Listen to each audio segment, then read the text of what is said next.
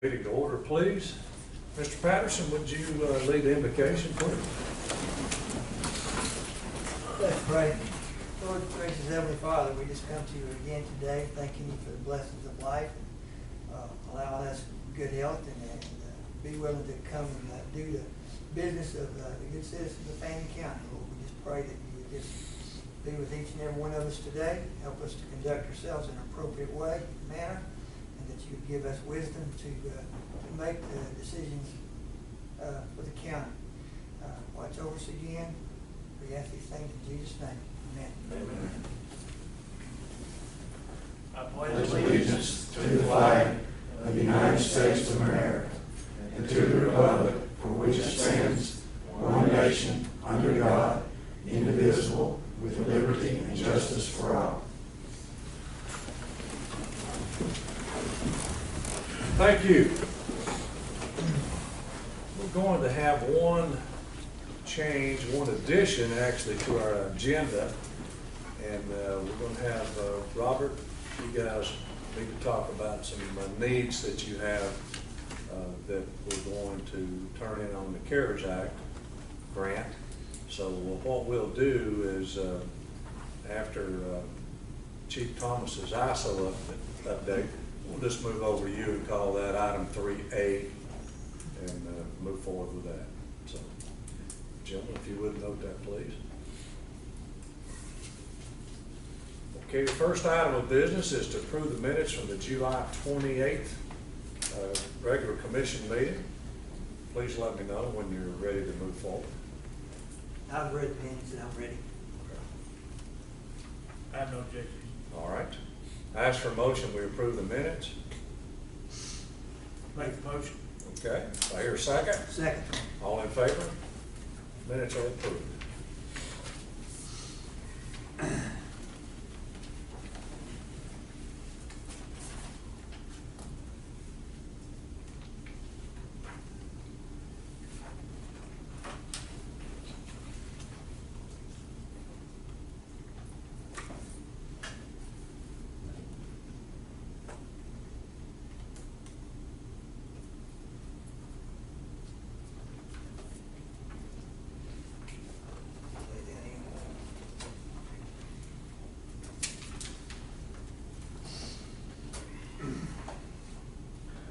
Okay, public commentary. If you wish to speak, please raise your hand and be recognized and tell us who you are and where you live in Fannin County. Anyone?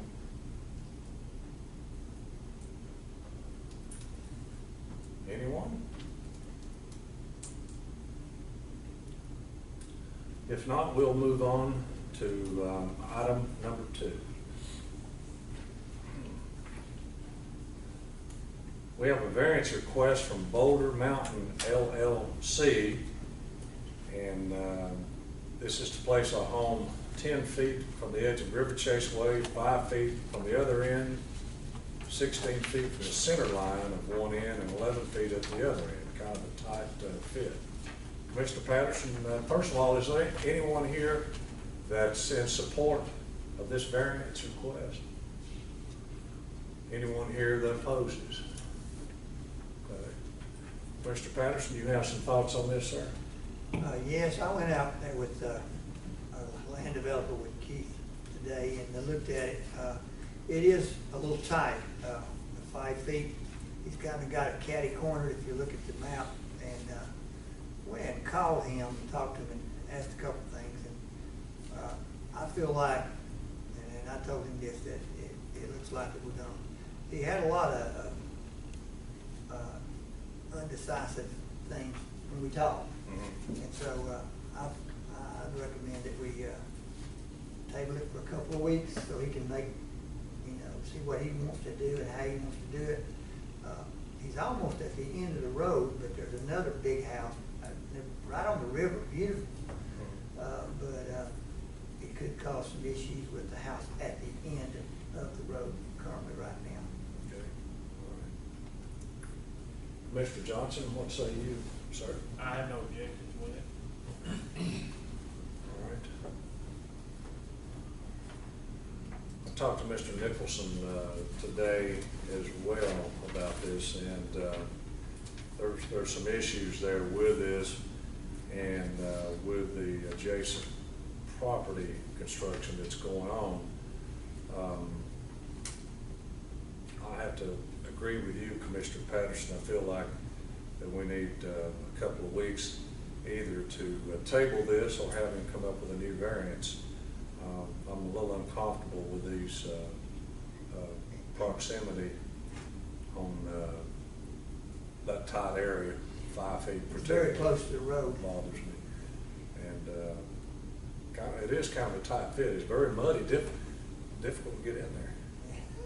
Once you get in there, you got to back out. I'm glad we had a small truck. Okay, so you feel like tabling it, or do you feel like he needs to come and do a complete variance? He'd have to change all this stuff. Yeah, he would have to change it, so if we table it, and he wants, in the meantime, go ahead and redo it, which is what I think he'll wind up doing, that would be okay as well, correct? Was this Mr. Mayfield? It was Mr. Mayfield we talked with. Okay, all right.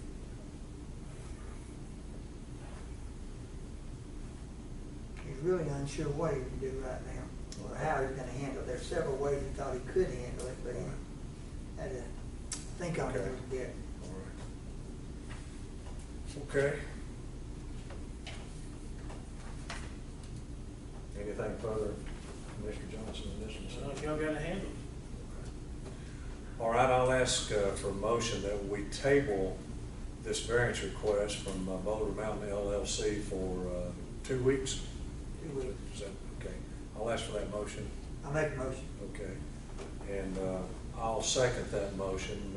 All in favor of tabling for 2 weeks, raise your hand, please. Okay. Opposed? Okay. We'll table it for 2 weeks by 2 to 1 vote. Ms. Walker?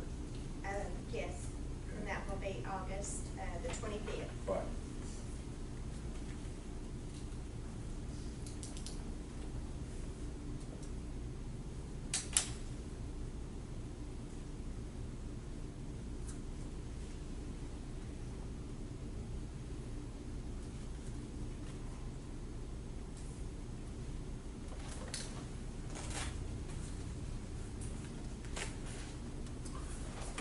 Okay. Item number 3, ISO update with Chief Thomas. Good evening, sir. How are you? Good. I've got to get off of this mask, I'm sorry. I can't talk. Yeah. That's fine, we can hear you better that way. Anyway, and it'll make it a whole lot clearer. So anyway, I'm gonna go over this right quick. I do know that, y'all know about some recent things that I've been involved in. And got it all wrote down. I'm just gonna read right on through it. But anyway, the ISO update for the commissioners as of today, 8/10/2020.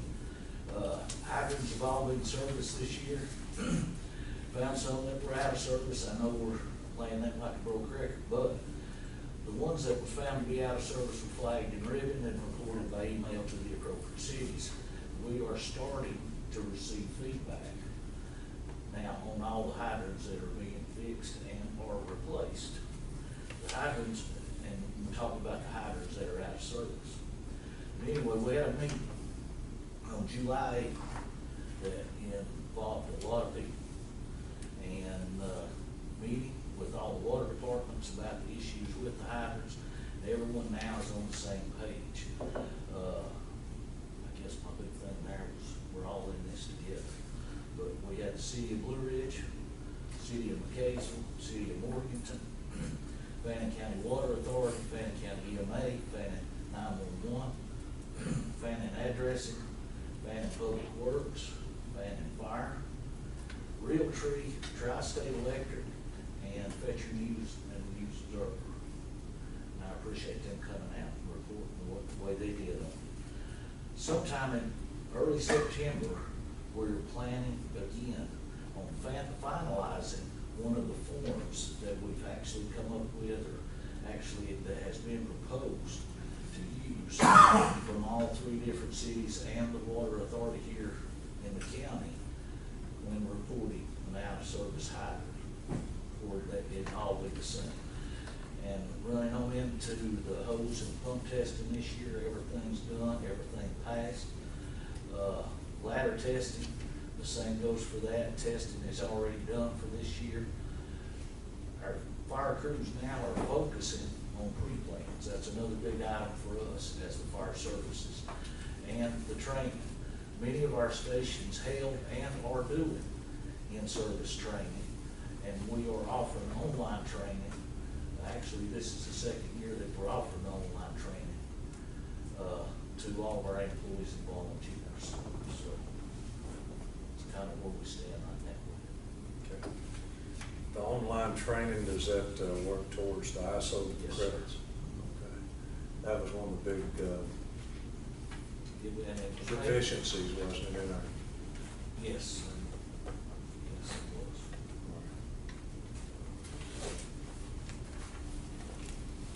Now, this list that you provided us on all of the fire hydrants in the county and all the systems, there were about 29 that were noted on here that were out of service at the time. And as far as that list goes, I do know that it needs to be updated as of today, but I'm waiting on some clarification now, so. So, and let me ask this question, correct me if I'm wrong.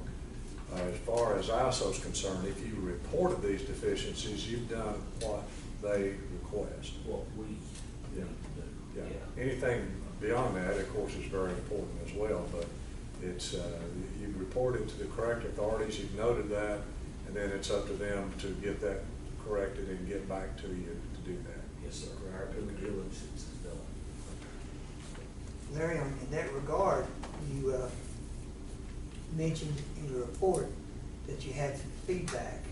Can you be a little more specific? Yeah. Is that from them? That And is was it from positive feedback? The cities, they're advising me that they are, having it took care of, either by phone call, picture, or email.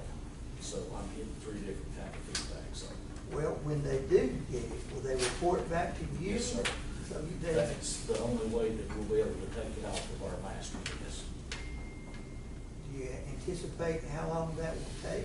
It shouldn't take long, and everybody's moving really good with it right now. All of Morganton is just about at their complete stage right now. And I mean, they might have one. Fannin is all good now. Yeah, So, yeah, I saw that. Yeah, so maybe a month or two, month and a half? I'm hoping and I don't see it, and I'm We putting need a to- time, we need I to- can't put a time frame on what they do. But shouldn't we get it done before they come and look? They'll be here in November, but yeah, they It'll won't be go done out. by then, They won't go out and look at them, so so. they won't. No, Do you have to give that paper to them so they can That- check it out? no. Okay, The only thing we have to give them is where we service. okay.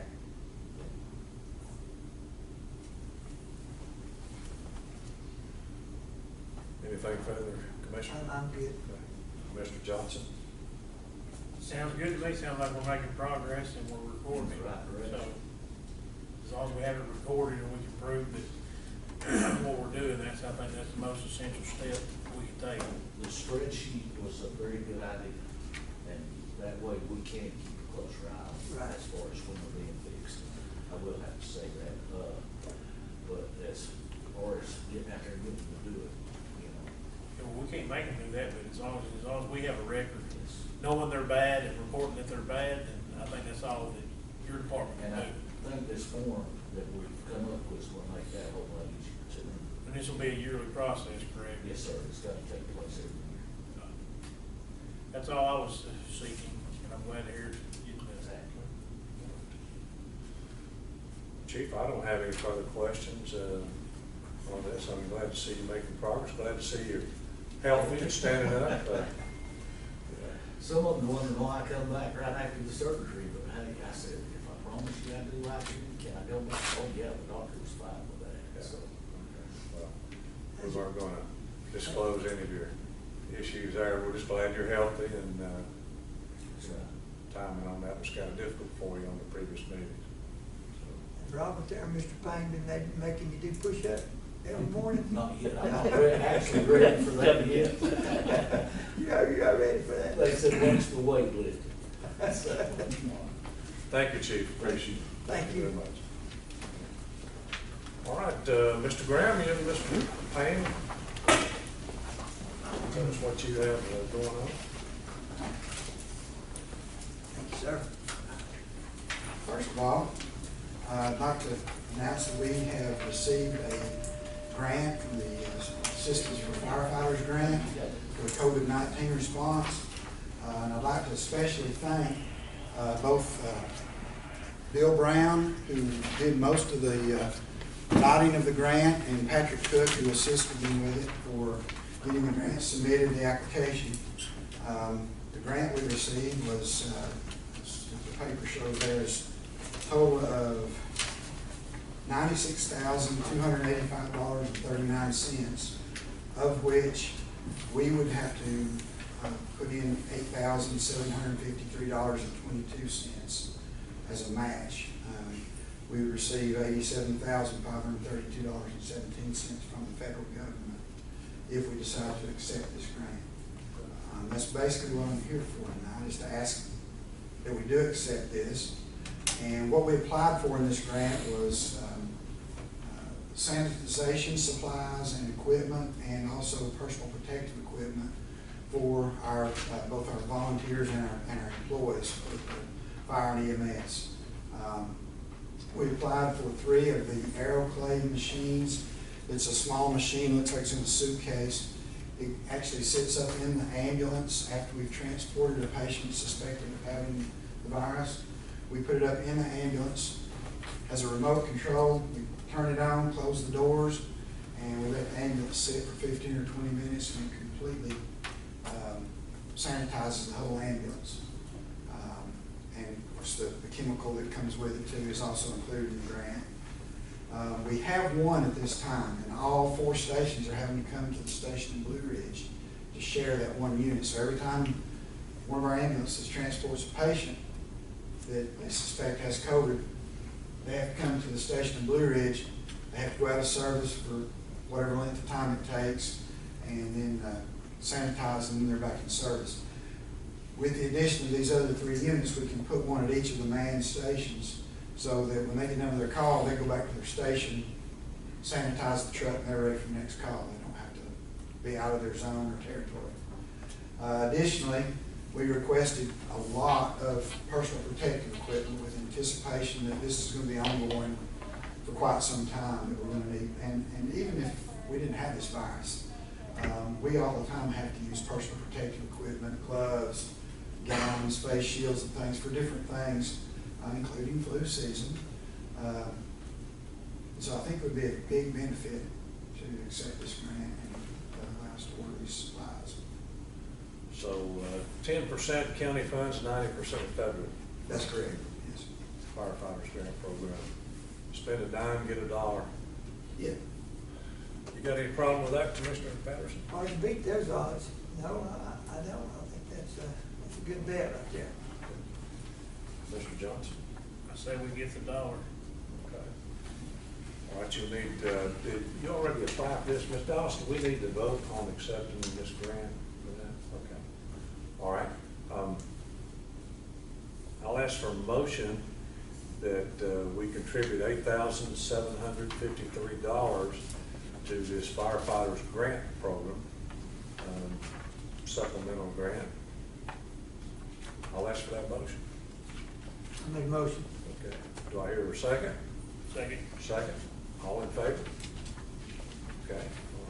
All right. Before we move on, if I can, I'm going to ask Patrick and Bill and Darrell, Larry, if you guys will stand here somewhere, let them take some pictures. I think, Bill, we don't get to see you very often. I know you're always out there digging away. I think we need to give these guys some recognition for that. They put a lot of work into it. And Bill, if you would, in fact, to come up, you don't care, those 2 guys. And for those of you that don't know Bill Brown's one of our firefighter paramedics. He works out of Station 1. And he basically just did this grant for us while he was on duty, so we owe him a big thank you for that. It's not part of his regular assigned duties. They'll stand wherever you ladies think they ought to. I'm gonna put my mask on since we're so close here.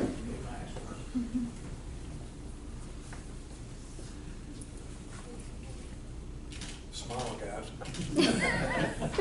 We are. Take your mask off, bitch.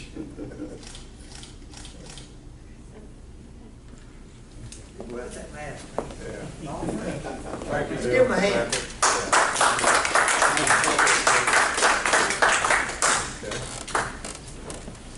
I wanted to embarrass you while I could, Bill. All right, Robert, sorry to interrupt you. No problem, thank you. And secondly, I'd like to spend some money.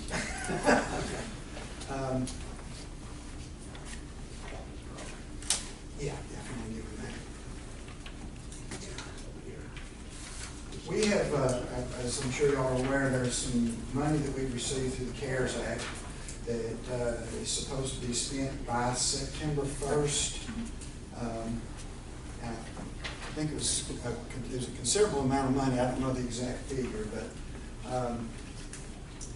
we're proposing to use some of that money to purchase mechanical CPR devices, which is basically, it does the chest compressions for you. We put it around the patient, it does chest compressions automatically, so that we don't have someone standing right over the patient with their, the patient's face, their face, doing the CPR compressions. And additionally, we'd like to replace our current cardiac monitors, which we actually put in a request to replace them in next year's budget because they are actually going out to end-of-life service. And I think we can get these covered. I'm not going to promise you we can, but I think they can be covered under this CARES Act as well, because they also monitor temperature. They monitor Untitled CO2, which is very important. If a patient is intubated, be able to monitor that, and a lot of times we are transporting these patients intubated. I can't promise. The wording on the CARES grant is so vague right now that we can't promise that it is going to be eligible. I'm pretty sure I'm almost positive the mechanical CPR devices are going to be covered. Both the American Heart Association and the Department of Defense have recommended those be used in in patients that we suspect of having COVID, and we do not have them at all. So it would be a good thing to use those. A lot of departments around the country are getting upgraded monitors with this that will monitor temperature and entitled CO2, that type of thing. Both companies that provide, both of the major companies that provide cardiac monitors for emergency medical services have agreed that if we are denied for that on the CARES grant when we turn in our documentation, that they would take the equipment back or make other arrangements to let us pay after the first of the year, whatever we need to do that if we feel like we can't budget for it next year, which I'll be honest with you, our monitors are truly at the end of life, not just because the company says they are. We're starting to see a lot of trouble with them. After the first of the year, 4 of our monitors are not going to be supported by the manufacturer. They're going to quit making parts for them and everything. So we're going to wind up having to do something. If we don't do it now, we're going to probably have to do it in 2021. When do we know, Robert, if we get the CARES Act funding? I think we've actually received the funding. We just have to submit documentation to show what we spend it on, and then I guess they approve. And Robin may be able to answer that better than I can. Yeah, they've already given us an ACH deposit of the money, and then what's going to happen is that once we decide all that we're purchasing and we get all the documentation, I have to upload that information up to the grant, and then they will in turn let us know if everything's okay or if they deny something.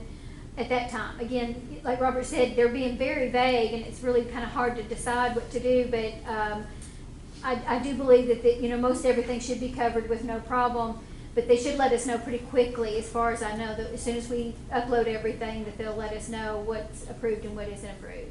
And then the other catch is, if we don't spend the money by September 1st, from what I understand, any money that's left that we don't spend goes back to the state, so we actually lose the money. So this would help, you know, retain those funds in Fannin County.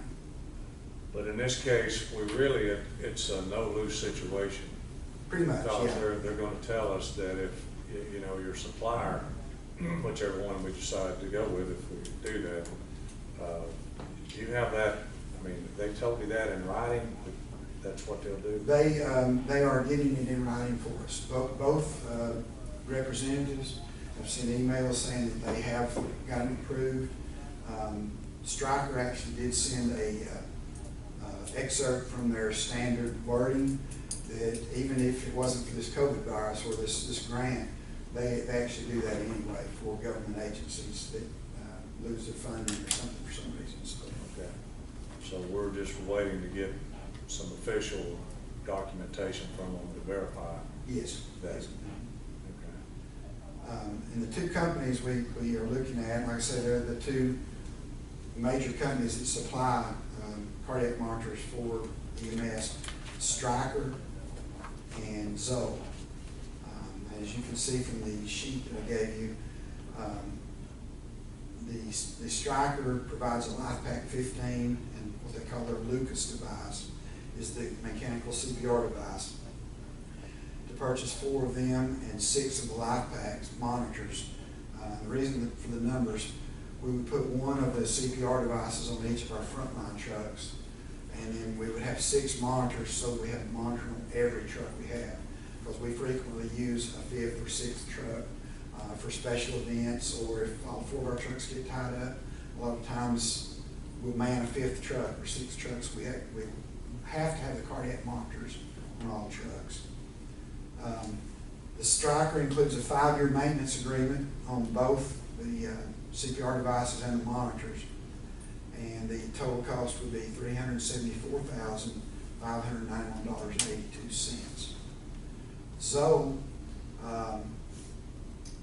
their total cost, they actually have a 4-year maintenance agreement. Their total cost would be $279,240.64. But I've been told by the representative that since we're buying 6 monitors, he's going to try to get us one of our CPR devices free, which would reduce our cost by $14,220, making that total cost $265,2064.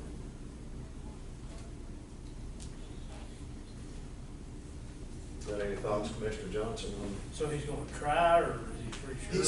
He's pretty sure. He says it depends on the way the financing is set up, or the way it's paid for and stuff. And he was going to try to give me an answer before I got here, but I didn't get back on that. But either way, their company's cheaper, even if it. I did get an answer. He will provide the free. He just sent me an email a minute ago. So the amount is the $265,020? Yes. And also additionally, we did poll, I had Darryl poll all of our paramedics, and the vast majority of them agreed that the Zoe monitor was their preference as far as That's what they wanted. Right. Well, that's good to get their input. Yeah. On something. I hate to do, there's obviously quite a difference, over $100,000 difference in the pricing, but if your folks think that that's also the best quality, I don't know how we can lose with that. Do we need, as far as the grant guarantee from them, we're still waiting to hear from them on that, is that correct? That's correct. Okay. Like I said, Stryker sent me an excerpt from their standard wording, and it sounds like it's covered either way. Okay. And I suspect Zoll has the same wording in their agreement, and they just haven't pulled it out and seen it yet. He said he was going to get it to me. He hoped to have it by this evening. But, Well, I'll make a suggestion, Commissioners, that what we could do, if we feel like the Zoll's the way to go, we could vote and approve this on conditionally on receiving that. And we actually, there may be some other things here. We could teleconference maybe late next week, if that would be all right, next Thursday evening or Friday, just do a teleconference to officially approve that. What do you think about that, Commissioner Johnson? Wait until we get official word from them that they will allow us an out, so to speak, on this if the COVID CARES Act funds won't apply. I mean, we're very sure that it will, but that would basically close that loop. It wouldn't make any difference really time-wise for you if it was a week. no. As long as we have something before the end of the month, so we don't lose that money. Right. Is what I'm looking at. Yeah. And then I think, worst case scenario, if they do deny us, then we go back to the drawing board with our budget for next year and finance it over 2 or 3 years or something. But it would be really nice if we could use this grant money to get this with. Well, we're accumulating funds in that special fund that, when we increased our share of the hotel motel tax with the chamber, we've got significant funds enough to cover this just from the safety account that we've shifted. So, if this doesn't work, we're not going to be high and dry as far as funds. But what do you think, Mr. Patterson, if we made a conditional vote on this to do the Zoll, but finalize the vote? Can we do that, Ms. Dawes? Just do a conditional vote based on? Yeah, it's conditional upon something else happening, so yes, you I'm can. sorry. Yes, you can. Okay. Ms. Doss, if we did that, would it not roll over if the conditions were met, or do we have to vote again? No, if the conditions are met, then you don't have to vote again. If the Okay. conditions aren't met, then you would have to vote It'd be whether or not void. you wanted to do it anyway. Right. Yes, sir. Right. You okay with So that? the condition we're waiting to find out is if they will take them back or not, or? They have both said they would take them back. We just don't have it in writing from one of the companies yet. He is getting it in writing first, but hadn't arrived yet. And the I one mean, we it don't sounds have- like to me, either way, next year, if your machines are coming into their lifespan, either way, we've got to do something regardless. And if they are promising to take them back, that's a no-lose situation. But if all goes the way you're planning, then if we can pay through it through the CARES Act, there's no problem anywhere. Right. And chances are, we're not gonna get this equipment till October, November, maybe. I'm not sure exactly the time frame, but probably sometime first, middle of October. So we should know by then, I would think. You think they'll I would have- think so, yes. And at that point, it may be something we want to make a decision. Do we want to go ahead and keep them anyway? If the budget is, I don't know when y'all are going to plan on approving the budget. I know it'll be late this year. Well, I think the key, if they're going to give us something in writing that, as long as, we can't open them up if we get them, if we were to get them early, right? Right, without either getting the approval from the state that they are approved, or if y'all decide to purchase them either way. Okay. Well, I think just a conditional approval on this, to haven't been too confusing, is vote for this on the condition that we receive that back from them, that guarantee, and that gives us, that takes care of it completely. And then if we don't get that, then we'll make a decision on how the funds would be paid. I mean, I think that's good. Does that sound right? You guys would? Okay. All right, you got any other questions on these devices and this expenditure? And again, you're looking at $265,020 for 4 auto pulse devices and 6 series cardiac monitors, both of them 4-year maintenance agreements, so a total of $265,000, and with thrown in there 1 auto pulse free with a 6 monitor purchase. Any further questions on this before I ask for a vote? Anything? I understand. Okay, all right. Then I'll ask for a vote that conditional on receiving in writing that they will take these back if needed, if it doesn't meet the code of purchase. Now, that's kind of a long statement there, Ms. Walker. I hope I get the gist of it. But I'll make the motion that we purchase the Zoll equipment on that condition. I'll make the motion. Do I hear a second? Second. Second. Okay. All in favor? It's unanimous. Thank you, Jim. Did you have something else on equipment or anything? I don't. That's enough, I think. Yes. One other thing that just came to light late last week, and this came from the ACCG and from the governor's office, is that for law enforcement, fire, EMS, and EMA, you appear to be eligible for 100% reimbursement if we were to have hazard pay for all those first responders. So I wanted to kind of throw that out and see what you commissioners thought about this. I don't know that we would be ready for a vote tonight on this. There's a lot of things we need to consider, but what would you think about if we can get funds from what we've already received for hazard pay for the first responders and emergency personnel? What, you got any thoughts on that, I Commissioner? think that'd be a great thing, for us to be able to get funds for that. I would be in agreement. Okay. And there'd be a lot of questions on this. What, you got some thoughts on this one, Commissioner Johnson? I think we need to get all the money we can get from the federal government as long as there's no strings attached. Right. I mean, looking at it on the backside as to what, we could hopefully not tie us down, in any other way, but if we could get the funds to do that, it would be great for all first responders and essential workers, as long as there's no strings coming around in a year or two. So. We would, the timing on this, if we wanted to get this done by September 1st, I believe the timing in looking at payroll, how we would do this, we again would need to have, and we could make this decision final on a teleconference late next week sometime and pin that down. There'd be a number of things that we'd need to talk about on this. First of all, how much would we want to do?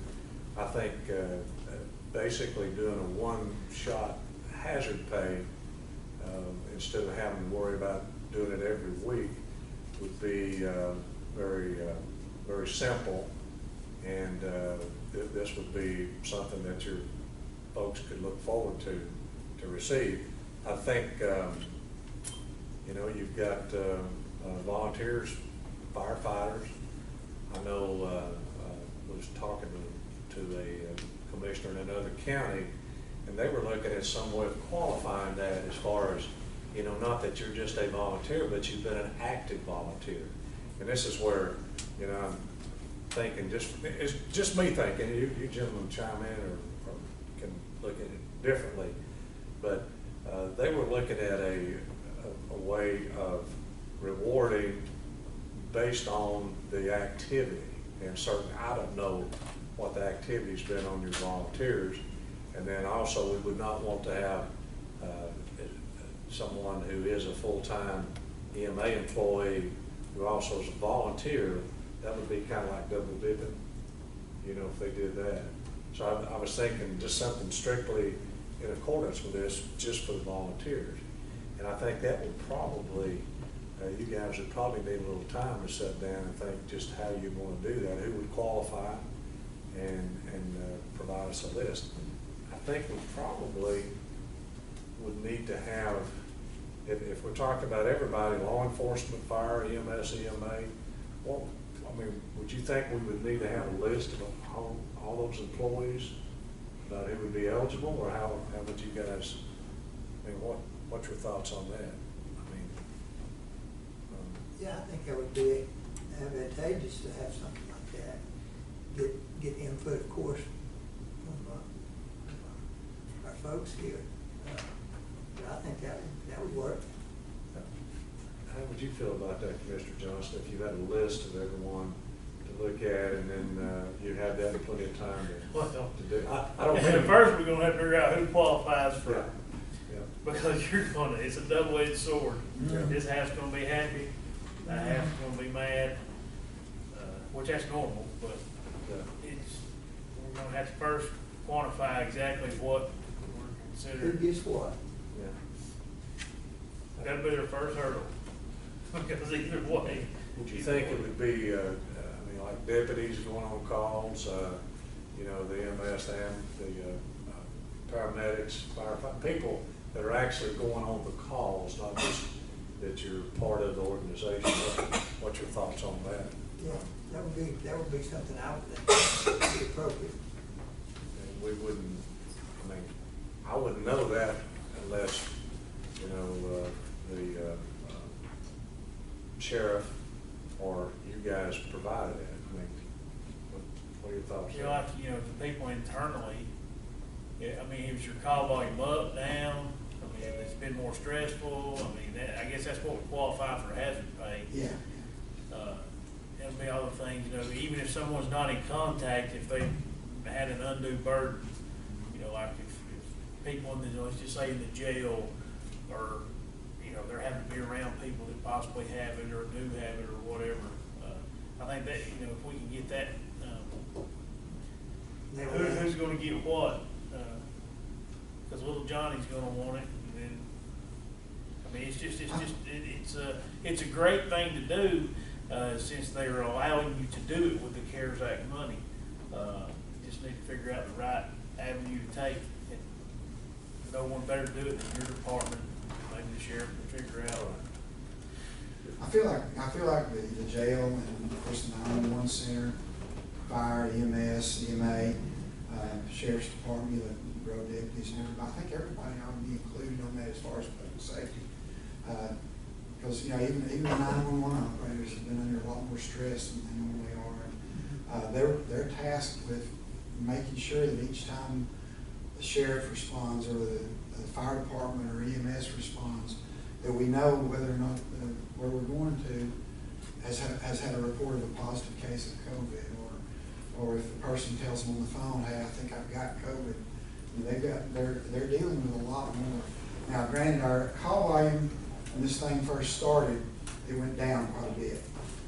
Now it's back up to where it was about the time when it all started. So we're running a lot of calls. I think we just about, Darryl, correct me, just about daily we transport a COVID patient. And when we respond to car wrecks, even fires and stuff, there's people on the scene that we have to interact with. We have to get right in there in the vehicle with the victims when we're extricating and stuff. So I think and I don't want to leave out the volunteers either, as Chairman Helton said. With the volunteers that are responding and are active, I think they would need to be included as well to some extent, somehow figure out that. I'm sorry, sir. Okay, so you think you could get the departments together and kind of work it out? Get a total count. It needs to be uniform, Yeah. across, across the board. Yeah. You're talking potentially 100 people. Yeah, could be Between possibly. Law enforcement, detention center, and everything there. Would it make sense just to have, like Ms. Walker, request that information to go to her, and as soon as possible, and get to you, gentlemen, where you'd have time to kind of look at it and see what you thought about it, and then we could handle this by teleconference late next week, just to make a decision on, what we wanted to do. And I don't know that you necessarily need a list of names, but we certainly would want it specific enough to qualify under this umbrella. Mm-hmm. Would you be able, that give you enough time to get some guidelines I believe so. Yeah. with the different departments by next week? Think I'd qualify, Robert? Pardon? Think I'd qualify? Um, I'm feeling kind of hazardous. I don't know, it's just gonna be it'll be an exciting thing to see how it all shakes out, because there's gonna be mixed emotions, I'm sure. Well, it will be. I'm not sure I'm up for it, but Well, if, I mean, you know, if the money's there and able to do it, you know, I mean, if it qualifies. Right. I don't know why we wouldn't do it. right. Would it be prudent to try to, rather than try to get this done this real quickly like this, maybe wait till the next phase of the money comes in, or would you rather work on it this year? Well, I don't know that there's any, I mean, that's a real good question, but we're dealing with, I mean, we've got the money for this right now in the bank account. Now, there will be other phases, but we don't have, we really barely been given anything. I mean, this is all we got to Very this vague point. guidance. So, I mean, we just got notice on this Thursday night, last week. So, you know, my concern is that I think it's important for us to do something as best we can, with as much time as all of us can view it, but I'd be concerned because, you know, we really, there'd be a timing issue on payroll. Basically, we'd have to decide on this by Friday of next week, Friday afternoon, in order to get that activated in the payroll and meet that September 1st deadline. I'd rather, I mean, I may be been a little bit overly cautious with this, but, I mean, it's probably best, we got the money in the bank, and I don't know if they try to take it away, or we'll give you a suitcase and let you hide it or something if you want to do that. That's a I'm definite. just afraid of all the other bad employees, because everybody feels essential. Yeah. I think I am, my wife will tell you I'm not. I mean, it's just gonna be I think it's something we need to move forward, Well, it's worth us. carefully with. Yeah. Well, we can certainly get our lists together for you. Okay. All right. I saw Mark brighten up back there. I think he's interested in this. Got a little smile. Mark didn't do that. Mark, I mean, that's Mark. Big guy. Well, what I would recommend then is that we move forward, and I don't know exactly when we could do this, but we definitely would need by Friday, that'd be kind of our deadline on this, to decide or have enough information where the three of us could make a decision. You okay with that kind of process, Commissioner Johnson? Yeah, it just needs to be known that it's not something who we're qualifies for. Right. It's right here. It should be, it's not something that we're all making a decision who even qualifies. No, it says specifically, public safety, associated benefits, including hazard pay for law enforcement, fire, EMS, and EMA. Appear, that's the magic word, to be eligible for 100% reimbursement. So, I mean, this is, I know other counties around us are planning on doing something similar. So, you know, again, it'd be kind of a hard sell for the state to back out of this when they're going to have a whole 159 counties on it. So we'll move forward with that. We'll set a date later for late next week, no later than Friday afternoon for a teleconference.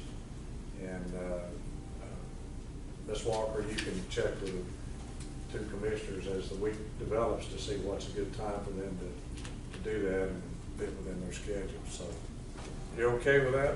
I am. I think it's good, a good thing. I don't know, when you're still pondering. But the good thing is that it's stated who qualifies and who doesn't. So, Yeah. I mean, if we go by those guidelines, if some people get upset about it, then they just have to be upset at the state of Georgia, I guess. Okay, all right. We'll gather the information for you. Yes, sir.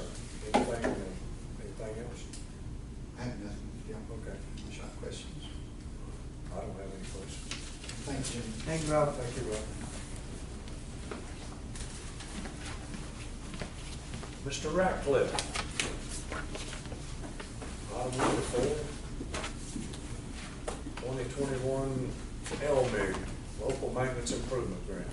Good afternoon, Commissioners. How you doing, sir? Good. 2021 LEG towards DLT. We got, they cut us just a little bit. We still got quite a bit of money. We got $600,420 and $84. I got all messed up there, but it's a good deal. We've got a difference of about $90,000 from last year, but still we're in the ball here. Okay. So that's, that grant is a 30% match, so the $642,000, the county would need to come up with $193,000 local match for that. Those matching funds, Ms. Gasaway, we use our road and bridges splosh to meet that. Okay, Yes, sir. and we certainly have those funds available to do that. You need a vote from us tonight to accept that? Is that what we need, Ms. Dawson? Do you have any questions on this one? No, pretty clear to me. We've been doing this for some time. Anything on that, Commissioner Well, Johnson? how much of a percentage did that decrease from last year? Maybe. It's about 12% from last year, about 10 to 12%. I question this a little bit, and it is due to COVID. Well, I mean, everybody's having to cut back right now. I'm just trying to figure out exactly where they're at with it. So Yeah. 12% cut back. Yeah, it's about $90,000. What it was last year. Yeah, I'm not, all the cutbacks across the state right now, I mean, it's all due to COVID. It's I was just- really tickled to see what we got. I was I think we need to make it be clear though that everyone's having to trim and cut right now. That's my whole point in asking what the percentage. Right. That's a good example, 10 to 12% of our LBIG money, so. Okay. I'll ask for a motion that we approve this LMIG grant application with a 30% local match. I'll ask for a motion. Make the motion. Okay, do I hear a second? Second. All in favor? Okay, we'll accept that grant, sir. Does that give us a timeline on this money? Timeline is. As far as when is it approved, first of the year, or when do you get? As soon as we get it approved now, it'll be in the bank here shortly. Okay, good. We get that money this year. Yeah. Good, good. Okay. Then you've got some bids we need to look at. We do. I'm hoping Ms. Walker got some bids over there and something sharp to open it up. Okay, the first one is gonna be from Bartow Paving Company Incorporated.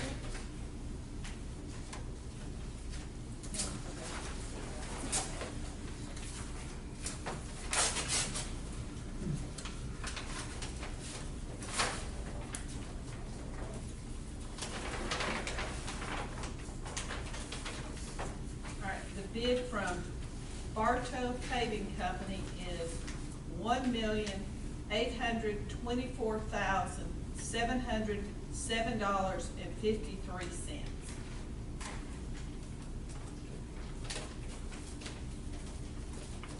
Coldwell Trucking Incorporated.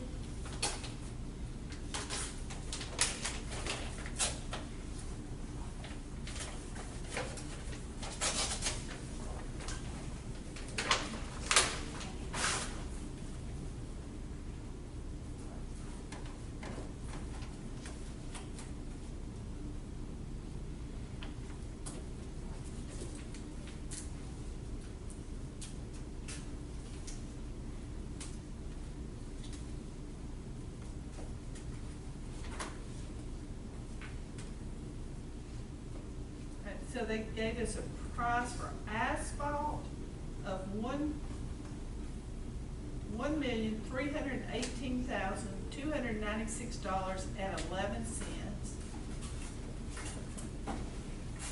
Then they gave us a price for, okay, I'm sorry, they just sent multiple copies of, no, I'm sorry.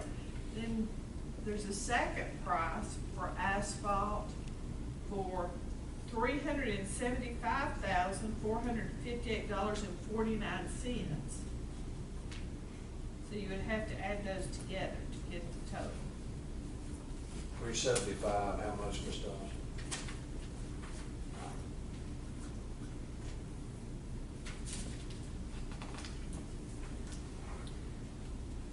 Sorry, sir. $375,458.49.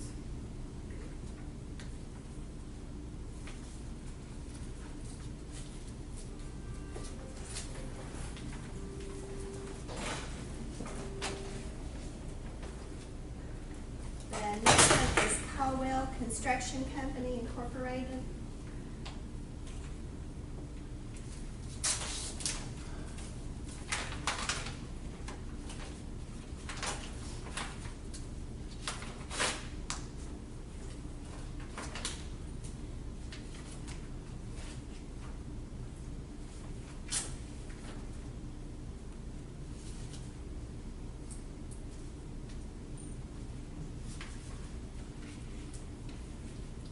All right, Coldwell Construction, there was 3 projects, and they sit in 3 bids. There's not a total for the entire project.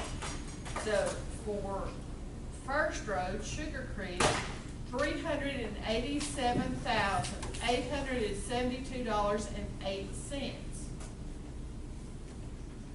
Curtis Switch, $570,604.78. Galloway Road, $685,726.08.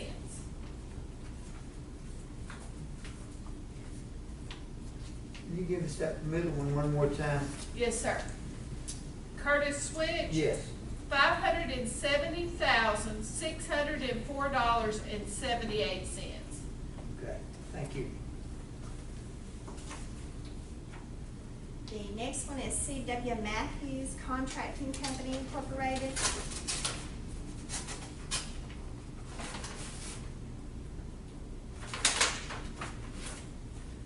C.W. Matthews. I'm sorry, C.W. Matthews. Total is $1,543,165. $1,543,165. And the last one is from NWGP Incorporated.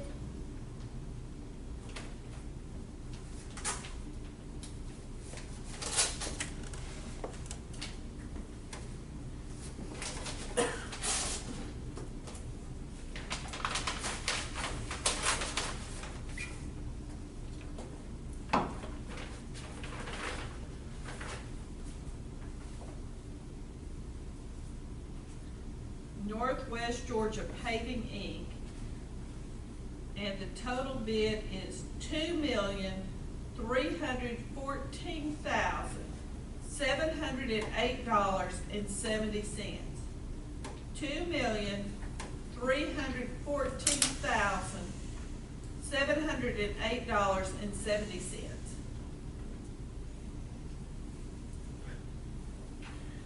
Back to Colditz, they quoted it 2 ways, is that what you're saying, one?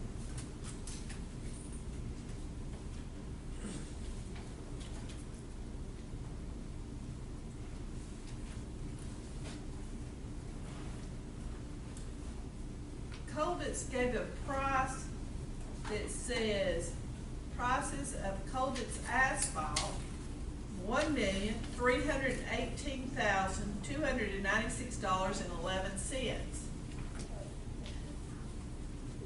If my math's right, that should be the lowest bid. Is that what you guys got?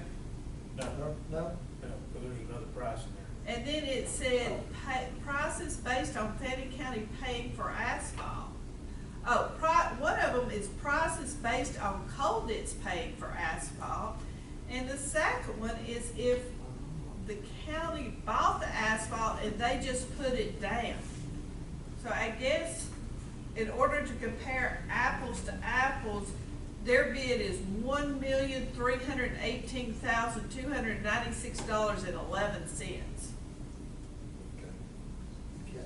And that's the way you did that? How are they instructed to bid on it? Lump sum? So some of them just getting creative by making it confusing?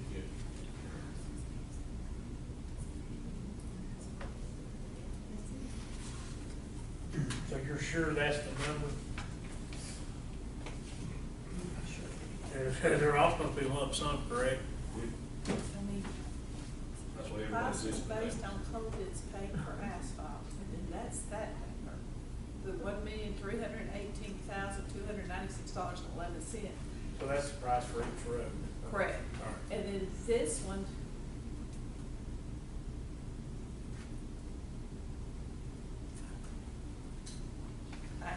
it's like, I don't know why you gave us that number. I'll just confirm that you're reading it the same way that Sherry and I are.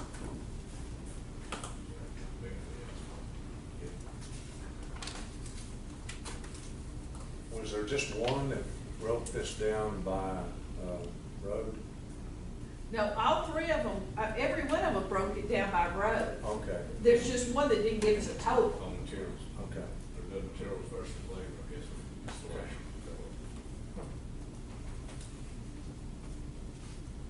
We'll give you plenty of time to go over them. Sounds like you'll need it. Well, what we could do is just, table final decision on this. And obviously, Mr. Johnson, this is your forte since you're in that line of business. So if you, Mr. Ratcliffe, could do that, and then we can,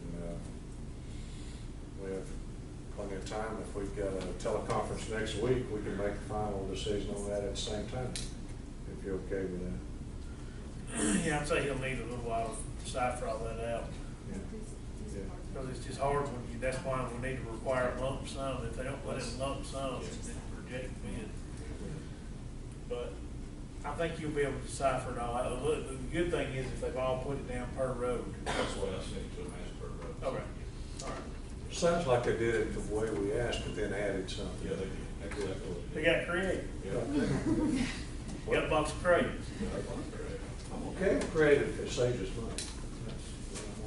Zach, I got a quick question for you. Have you used any of these folks before? I'm sure you have. Yes, sir, I have. I've used. Any of them that you haven't used? I've used Northwest Georgia, Caldwell's, and who else? We've used C.W. Matthews and Coleman's the last 3 years. Yeah. And you Matthews. Bartow too? I've never. So 3 of them out of 5 you haven't used. The C.W. Coleman, did they do a good job for you?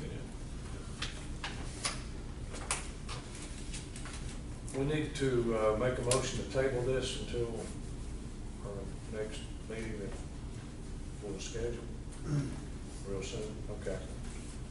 I'll make a motion, we table these bids until Commissioner Johnson and Mr. Ratcliffe have the opportunity to look at the details and make sure of what we're getting. So I'll make a motion, we table this till we have our meeting, teleconference meeting, end of next week.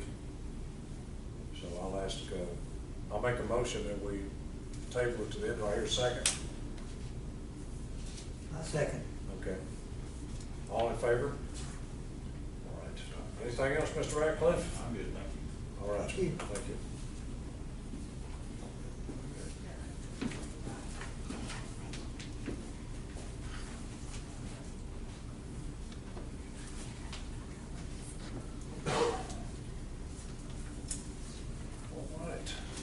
Item number 6.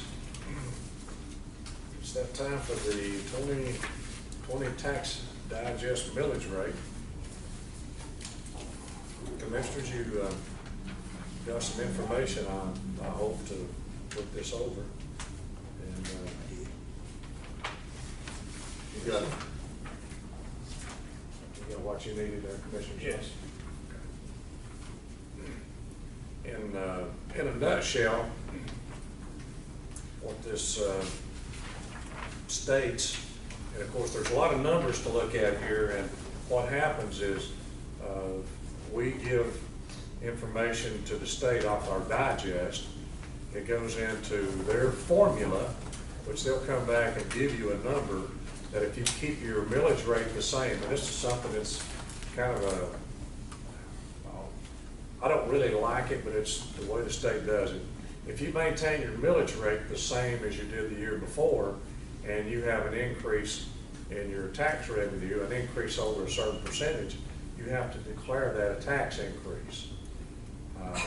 So what you have to do, again, based on this state formula, that if you want it with a zero tax increase, then you have to give them the numbers, and they'll come back and tell you what your millage rate has to be where you are not declaring a tax increase. So this year, what we're looking at is that if we leave the millage rate the same for this year as it was the preceding year, we would gain an additional $186,000 in tax revenue by not even changing the millage rate. But that also would entail a process that we would have to go through where we legally have to declare that a tax increase. We would have to have public hearings, we would have to advertise this for some time, and what we would gain from it, quite honestly, is very negligible. If I had to go to the effort of declaring a tax increase, it'd have to be for a heck of a lot more than $186,000 out of a $28 million plus budget. However, the zero number, where we don't have to declare that a tax increase, in other words, declare a tax rollback, that rate would go from the current 3.938 to 3.862. Very, very insignificant rollback. But even with that, our anticipated tax revenue would increase by $62,000. So what this means is, if we want to declare a tax increase and keep the millage rate the same, we would only have a net gain of $120,000 in the general fund from our tax revenue. Anything on that I've said incorrectly, Ms. Gasway? So I'll throw it back out. Commissioner Patterson, what's your thoughts on this, sir? Well, I simply feel like that since, especially we're having this COVID thing, a lot of people still in Fannin County hurting, and I am certainly not in favor of a tax increase at this time, so I would go certainly with the rollback.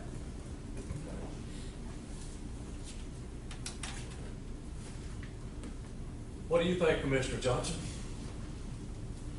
I'm not gonna be remembered for raising taxes during the middle of a pandemic.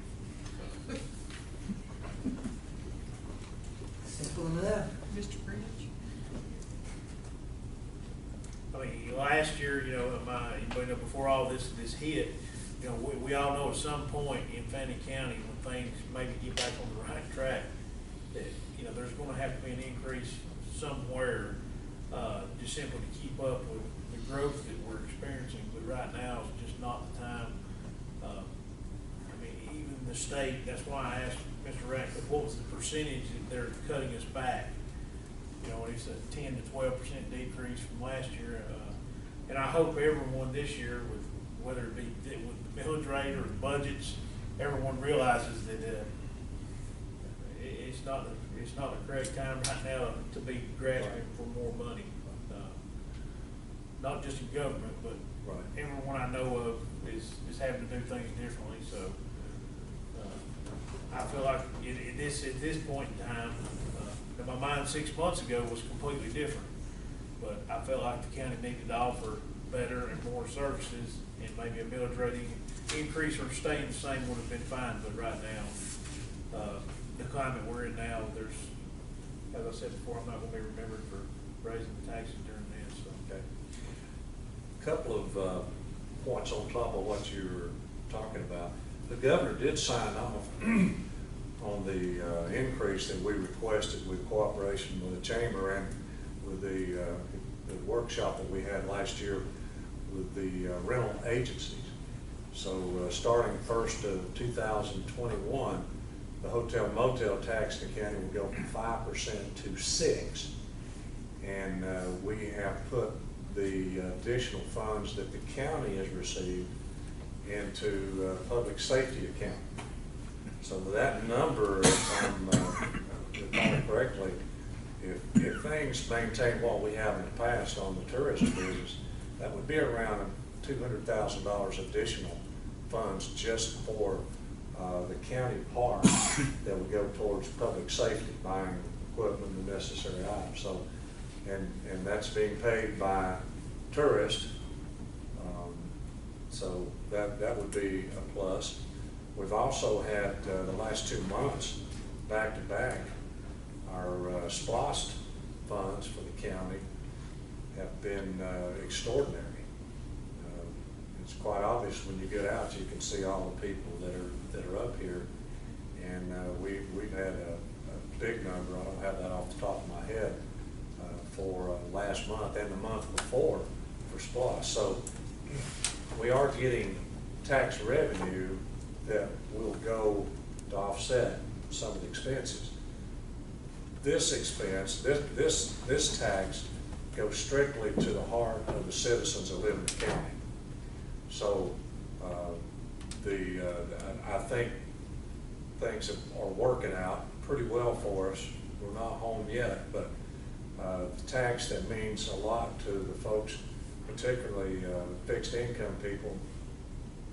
We can roll their millage rate back slightly, and they can expect to see, if their property valuation is the same, a little bit of relief on their personal property tax. And the tourists, which they help fund the engine that's our finances in the county, we're receiving, and starting the first year and so far this year, with additional funds that we can use for that. So that's, so far, knock on wood, that's working out pretty well so far. Any further thoughts on this, Commissioner Patterson? No, Minutes, roll back. I do not have anything. Okay, and then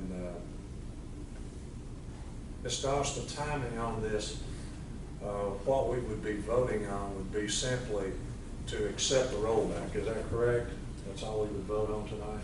Yes, sir, because the flip side of it is if you weren't, then there's lots of moving parts that have to go into effect. It has to go by a certain time period and have to correspond with publication dates. Right. So if you're really telling Ms. Gazaway and I that we don't have to start those hoops. Right. And what this means also, if we vote to accept the rollback, then the school system can make their decision.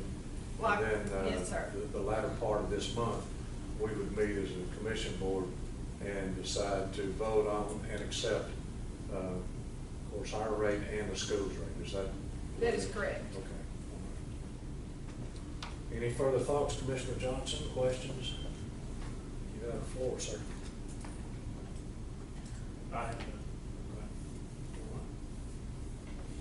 Okay, then I'll ask for a motion that we roll back the unincorporated tax millage rate in the county from its current 3.938 to the 3.862 rate. I'll ask for a motion that we declare to accept that rollback rate.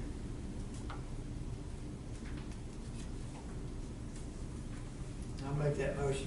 Okay, I have a motion. Do I have a second? Second. Second. All in favor? All right.